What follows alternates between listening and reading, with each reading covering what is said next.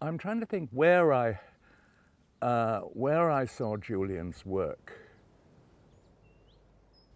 I think I must have seen the plate paintings at Mary Boone's, which did fascinate me. But I'm afraid I did see it in those days as something of a gimmick.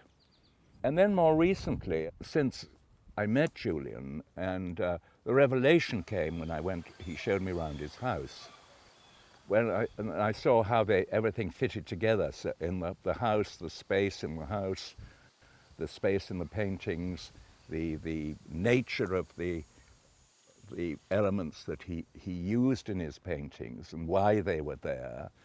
And gradually I got more and more the feel of Julian's world and became overwhelmed by it.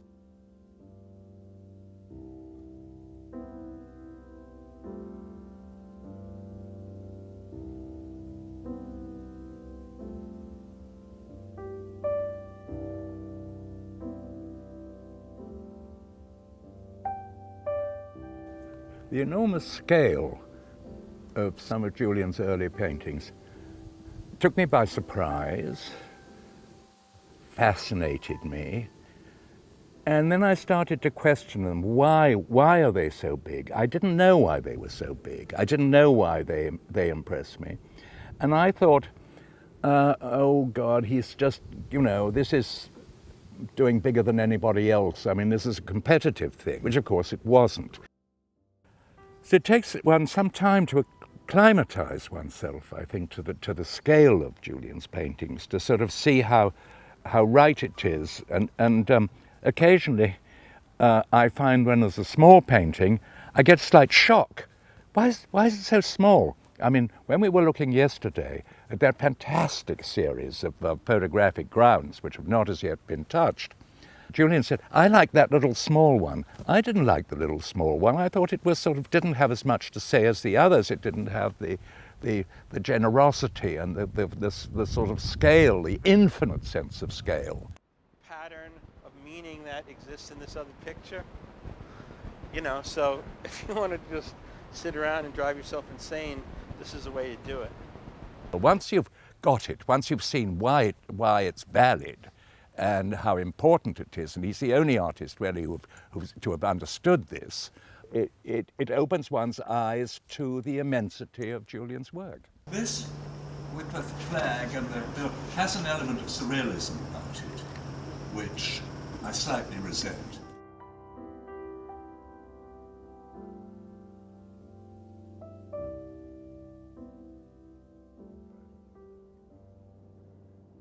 Astonishing,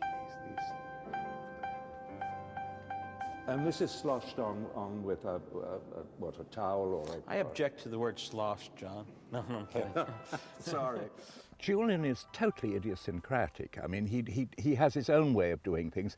He's got no methods. It depends on the day, the circumstances, the puddle on the floor, what's trash he's found on the way. And these methods change according to his feeling, which is he has this extraordinary ability to do this, to sort of seize it out of the air, literally, and make it work as a painting. Whereas Braque, I mean, he was trained as a house painter and grinding away the paint. I mean, it was all that background to it. I mean, he was an authority on paint. He knew exactly what these paints would do, and he was perfectly prepared to change the matière or change the way it was used. Julian is not just being inventive. I mean, he allows chance to come in and grabs this and grabs that and anything he can take. And I mean, he's more of a magician, I think, that Julian in that respect. I mean, he can take rubbish and transform it into treasure. I could have just kept making plate paintings. That's the guy that makes paintings with plates. Well, that was the trouble with abstraction, I think. I mean, abstraction, they had to invent a style for themselves, and it was supposedly abstract, but very seldom was. And so it was still remained anything but abstract. And I think that you have done something completely different, because there's no attempt to be abstract or anything else. I mean, it's just to sort of invent a new universe and create little incidents in this enormous, these enormous canvases that you do, and which are so beautiful in themselves. You know what's really funny?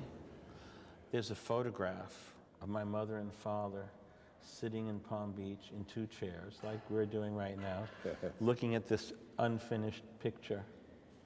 It was painted out in Florida at Robert DeBalcony's ex-house that had been destroyed. So I was working in Florida, but it really looked like a hotel in colonial decay in Egypt. And maybe that's why Ozymandias, the Greek name for Ramses II, was written on this. Also, you know, when you're working out in the sand and all that, when we get close to it, it looks like some natural disaster occurred. Like it was part of the desert. Well, this has a kind of orgasmic gush to it, which is, I find very exciting. Or does you totally disagree with me? No, I don't. I think that the paintings are very sexual. Yeah. I think that, you know, if they're about love, it's everything that you could put into these things that you can't give to another person. I think we're dissecting ways of putting paint down in this particular show, different ways that you could make a painting, different ways of what could be subject matter, what could be the method, how to paint, and what to see. Without ever using a brush. I mean, that's actually quite true.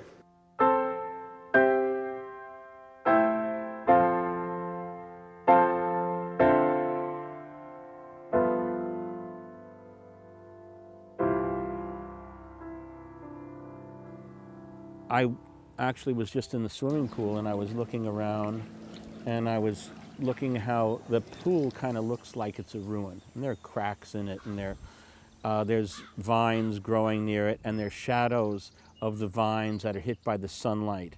And the lines of the shadows connect with the vegetation, connect with the architecture that's built because there was a hill on the landscape and you're fitting something into the envelope that you can build in, and then you realize that you're just trying to get comfortable. You're just trying to connect with the veins of nature. So there's a kind of biological and anatomical similarity in nature to life, and I thought that those were keys to drawing and ways to start at the beginning, some kind of primordial anthropomorphic palimpsest that kind of grew into many different kind of images, but always sort of going back to the stirring of the alphabet soup of the beginning of material and time.